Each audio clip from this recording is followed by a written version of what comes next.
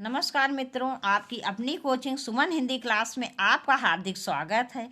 आज मैं R O APS के लिए हिंदी के 30 अति महत्वपूर्ण प्रश्न लेकर आपके समक्ष उपस्थित हूँ। देखते हैं इन प्रश्नों को। प्रश्न 1, निम्न में से शुद्ध वाक्य पहचानिए। ए, वाह कितना घृणित दृश्य है। बी, ओह कितना घृणित दृश्य है। सी, छी कितना घृणित दृश्य है। डी, आह कितना घृणित दृश्य है। इसका विकल्प सी सही होगा, छी कितना घृणित दृश्य है। घृणित या गंदगी के साथ छी शब्द का प्रयोग होगा। अन्य विकल्प देख लेते हैं। ए, वाह कितना घृणित दृश्य है। कभी घृणित या गंदे के साथ वाह शब्द का प्रयोग नहीं होगा। वाह का प्रयोग सदैव अच्छे मनोरम दृश्य के लिए किया जाएगा। ओह कितना घृणित दृश्य है। ओह का प्रयोग घृणित के साथ नहीं होगा, किसी आश्चर्यजनक व्यक्ति, वस्तु या प्राणी के साथ को देखने के बाद होगा। डी, आह कितना घृणित दृश्य है। आह किसी करुण दृश्य को देखकर होगा, ना कि घृणित को। तो इसका विकल्प सी सही है, छी कितना घृणित दृश्य है। अगला प्रश्न, प्रश्न 2, निम्नलिखित वाक्यों में से शुद्ध वाक्य पहचानिए। ए, मैं तुमको कुछ कहता। बी, मैं और मेरी माँ घूमने जाने वाली हैं। सी, प्रत्येक को 5-5 रुपए दिए जाएं। डी, तुम्हारे को जानना है। इसका विकल्प सी सही है, प्रत्येक को 5-5 रुपए दिए जाएं। अन्य सभी विकल्प गलत हैं। देखेंगे अगला प्रश्न। प्रश्न 3, दिए गए विकल्पों में से शुद्ध वाक्य पहचानिए। ए, मोर का पंख सुंदर होता है। बी, मोर के पंख सुंदर होते हैं। सी, मोरों के पंख सुंदर होता है। डी, मोरों के पंख सुंदर होते हैं। इसका विकल्प बी सही है, मोर के पंख सुंदर होते हैं। मोर के अन्य विकल्प देख लेते हैं। ए देख लेते हैं, मोर का पंख सुंदर होता है। तो मोर के कोई एक ही पंख तो होता नहीं है, तो इसलिए यह विकल्प गलत है। सी विकल्प देख लेते हैं, मोरों के पंख सुंदर होता है। मोरों के पंख सुंदर होता है। मोरों के पंख, बहुत से पंख होते हैं, तो ये बहुवचन के साथ होता है का प्रयोग नहीं किया जाएगा। डी विकल्प, मोरों के पंख सुंदर होते हैं, तो इसका सही विकल्प होगा मोर के पंख सुंदर होते हैं, इसलिए इसका विकल्प भी सही है। अगला प्रश्न, प्रश्न 4, शुद्ध वर्तनी है। ए, अत्याधिक। बी, पांचजन्य। सी, स्त्रोत। डी, वागर्थ। इसका विकल्प डी सही है, वागर्थ। अत्याधिक कोई शब्द नहीं होता, शब्द होता है अत्यधिक, इसलिए यहाँ पर आ की मात्रा नहीं लगेगी, तो शब्द होगा अत्यधिक। पांचजन्य में क्या होगा, ये होगा पा में आ की मात्रा, आधा या, चा और जा ऊपर बिंदी या। स्त्रोत कोई शब्द नहीं होता, शब्द होता है स्तोत्र। स्तोत्र आधा सा, ता पे ओ की मात्रा और त्रा। अगला प्रश्न, प्रश्न 5, दिए गए विकल्पों में से शुद्ध वाक्य छांटिए। ए, भारत में अनेक दर्शनीय स्थल हैं। बी, भारत में अनेक दर्शनीय स्थल देखने योग्य हैं। सी, भारत में दर्शनीय स्थल अनेक देखने योग्य हैं। डी, अनेक देखने योग्य दर्शनीय स्थल भारत में हैं। इसका विकल्प ए सही है, भारत में अनेक दर्शनीय स्थल हैं। अगला प्रश्न, प्रश्न 6, निम्नलिखित शब्दों में से कौन सा शब्द विशेषण है। ए, शासन। बी, अनुशासन। सी, अनुशंसा। डी, अनुशासित। इसका विकल्प डी सही है, अनुशासित। जैसे कि मान लीजिए आपने किसी के लिए कोई विशेषण प्रयोग किया, जैसे राम एक अनुशासित बालक है। अगला प्रश्न, प्रश्न 7, सुषुप्त का विपरीतार्थक शब्द क्या है। ए, श्रेष्ठ। बी, जागृत। सी, मृत। डी, कृतज्ञ। इसका विकल्प बी सही है, जागृत। श्रेष्ठ का विलोम क्या होगा, श्रेष्ठ का विलोम होगा निम्न, कृतज्ञ का विलोम होगा कृतज्ञ, मृत का विलोम होगा जीवंत। देखेंगे अगला प्रश्न। प्रश्न 8, अज्ञ का विपरीतार्थक शब्द है। ए विज्ञ, बी अनंग, सी सर्वज्ञ, डी सदयज्ञ। इसका विकल्प ए सही है, विज्ञ।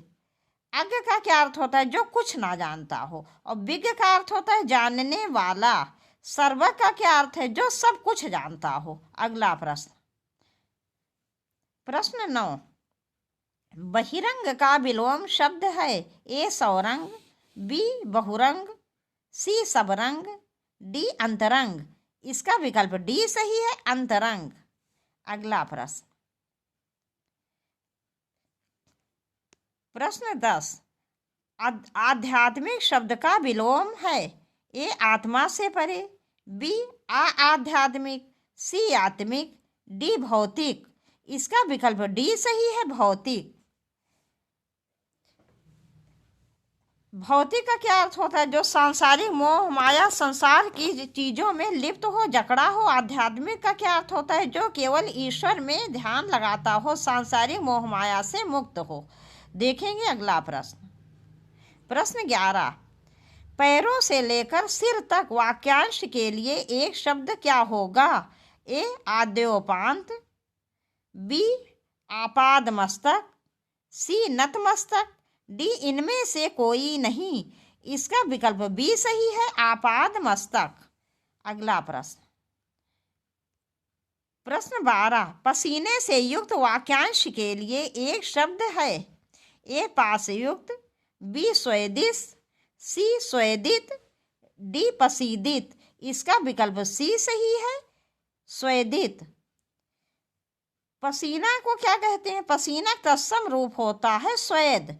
तो इस प्रकार से स्वेदित शब्द होगा उस व्यक्ति के लिए जो पसीने से युक्त हो। अगला प्रश्न। प्रश्न 13, अपने सहारे पर रहने वाला वाक्यांश के लिए एक शब्द है। ए स्वावलंबी, बी आत्मनिर्भरी, सी बलिष्ठ, डी आत्मविश्वासी। इसका विकल्प ए सही है, स्वावलंबी। अगला प्रश्न। प्रश्न 14, भविष्य में होने वाला वाक्यांश के लिए एक शब्द है। ए भावी, बी गत, सी विगत, डी आभास। इसका विकल्प ए सही है, भावी। जो भविष्य में होने वाला है उसके लिए एक शब्द होता है भावी। विगत किसे कहते हैं? जो बीत चुका हो। आभास का क्या अर्थ है? ऐसा जिसके ऐसे जैसे कोई बात में लगती है, प्रतीत होती है, उसी को हम कहते हैं आभास होना। अगला प्रश्न। प्रश्न 15, जिसकी कोई उपमा ना दी जा सके वाक्यांश के लिए एक शब्द होगा। ए अनुपम, बी अल्पज्ञ, सी ज्ञानी, डी अनुयायी। इसका विकल्प ए सही है, अनुपम। अल्पज्ञ किसे कहते हैं? अल्प प्लस ज्ञा, ज्ञा माने जानना, अल्प माने थोड़ा। जिसे बहुत थोड़ा ज्ञान हो, जिसे बहुत थोड़ा ज्ञान हो उसे अल्पज्ञ कहेंगे। अनुयायी किसे कहते हैं? अनुयायी माने किसी का अनुकरण करना। देखेंगे अगला प्रश्न। प्रश्न 16,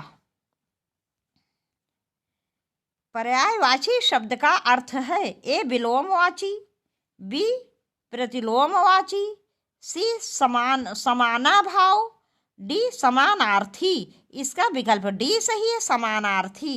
पर्यायवाची का शब्द का अर्थ होता है समानार्थी, अर्थात वह शब्द जो एक ही जैसे अर्थ देते हैं।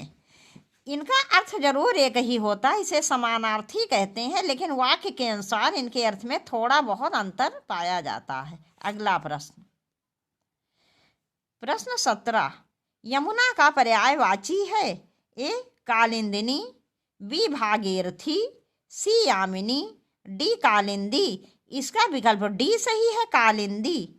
यमुना का पर्यायवाची है कालिंदी। भागीरथी, भागीरथी गंगा का पर्यायवाची है।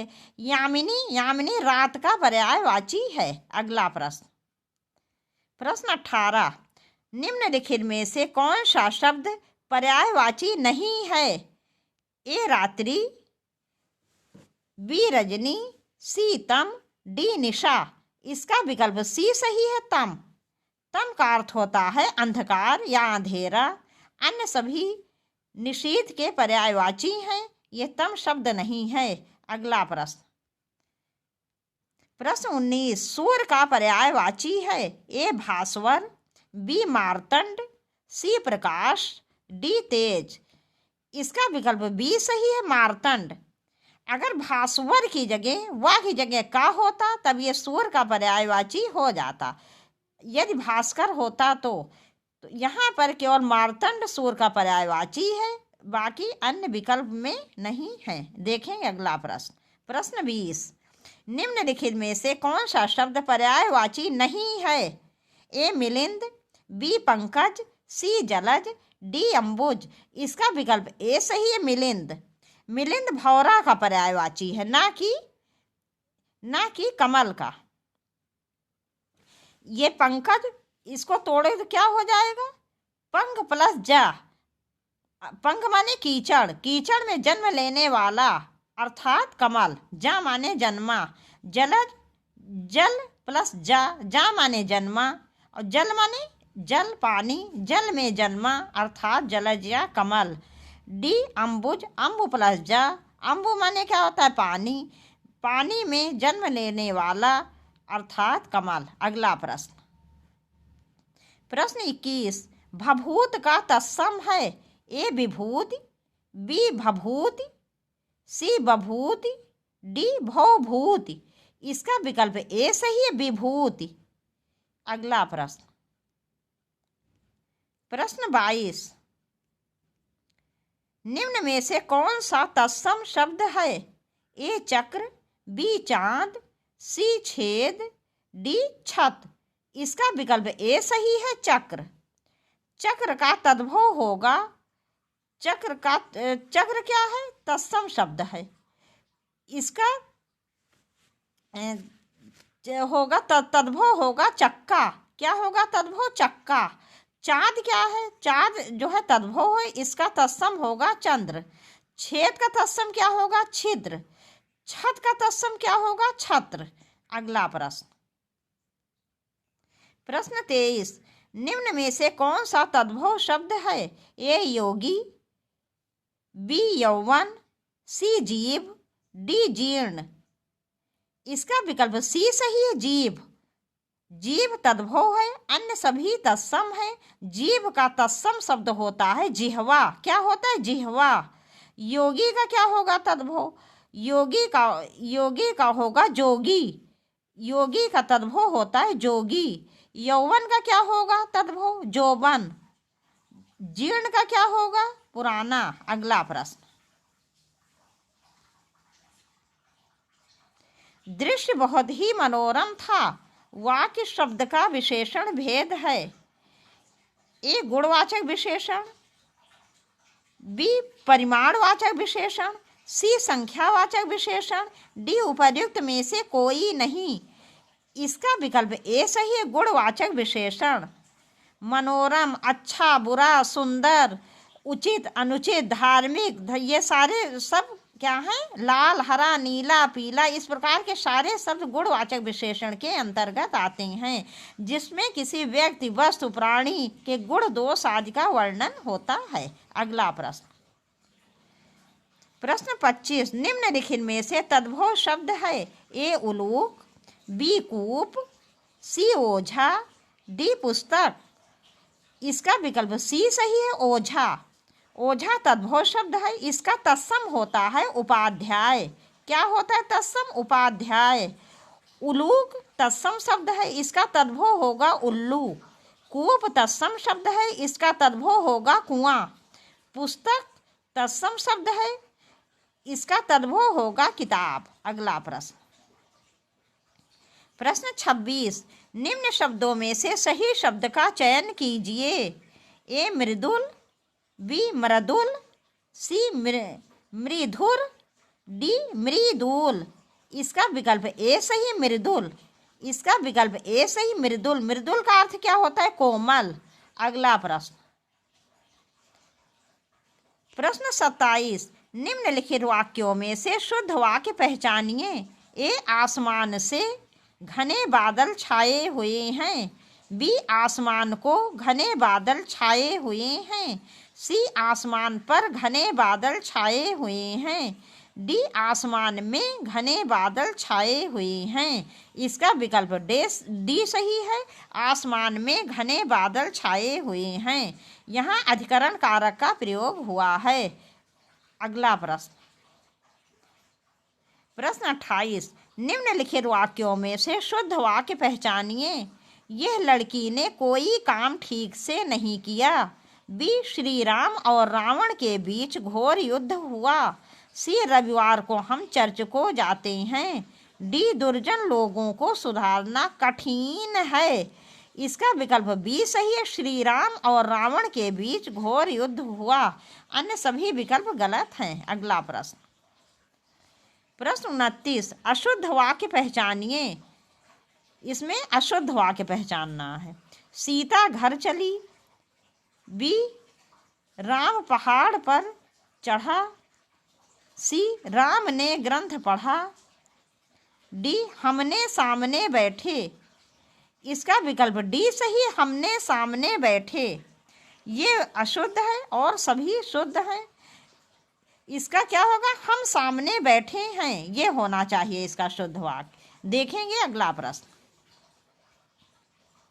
प्रश्न 30 तथा इस वीडियो का अंतिम प्रश्न। शुद्ध वर्तनी का चयन कीजिए।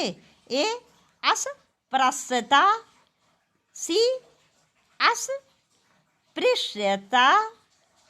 सी, अस्पृश्यता। डी, अस्पृश्यता। इसका विकल्प सी सही, अस्पृश्यता। अस्पृश्यता, इसमें सी और डी दोनों ही सही हो गए हैं, तो इसका विकल्प सी सही, अस्पृश्यता। अब यहीं पर ये वीडियो समाप्त कर रहे हैं। मुझे पूरा विश्वास है सभी प्रश्न आपको बहुत पसंद आएंगे। आपसे जल्दी ही मिलेंगे बहुत अच्छे प्रश्नों के साथ। प्लीज़ आप लोग एक लाइक कर दिया करिए और वीडियो को ज़्यादा से ज़्यादा शेयर किया करिए, जिससे आपके अधिक से अधिक मित्रों को इसका लाभ मिल सके। आपसे जल्दी ही मिलेंगे बहुत अच्छे प्रश्नों के साथ। तब तक के लिए नमस्कार।